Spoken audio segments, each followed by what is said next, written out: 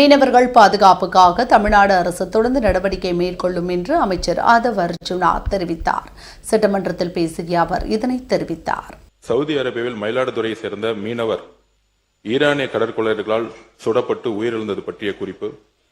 மயிலாடுதுறை மாவட்டம் சீர்காழி வட்டம் தொடுவாய் கிராமத்தை சேர்ந்த மாவீரன் வயது 45, சங்கர் வயது 40, பால்ராஜ் வயது 38 மற்றும் கடலூர் மாவட்டத்தை சேர்ந்த மணிகண்டன் வயது 30 ஆகியோர் கடந்த மே மற்றும் ஜூலை மாதங்களில் மீன் பிடித்தொழில் நியமித்ததாக சவுதி அரேபியாவுக்கு சென்றுள்ளதாக தெரிகிறது. இவர்கள் கடந்த 10/8/2026 அன்று கடலில் மீன் பிடித்துக் கொண்டிருந்த போது அவர்களது படகில் ஈரானிய கடற்கொள்ளையர்கள் கொள்ளையடிக்க முயன்றதாக தெரிகிறது.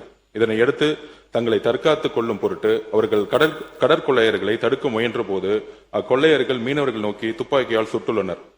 இதில் காயமுற்ற மாவீரன் சம்பவ இடத்திலே உயிரிழந்தார்.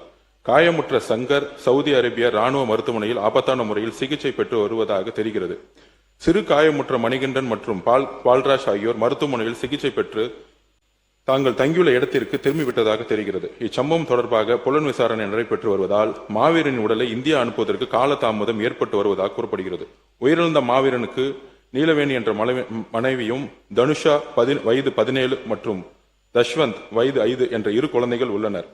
இது குறித்து தகவல் கிடைக்கப்பெற்ற 12/8/2026 முதலே மாவீரின் உடலை விரைவில் தமிழகம் கொண்டு வரவும் காயமடைந்தவர்களை அழைத்து வரவும் தேவையான அனைத்து நடவடிக்கைகளும் மயிலாடுதுறை மாவட்ட ஆட்சியர் மேற்கொண்டு வருகிறார். மேலும் தமிழக அரசின் மீன்வளத்துறை செயலாளர் ஒன்றிய வெளியுறவுத்துறை மூலம் தூதரக நடவடிக்கைகளை மேற்கொண்டு வருகிறார்.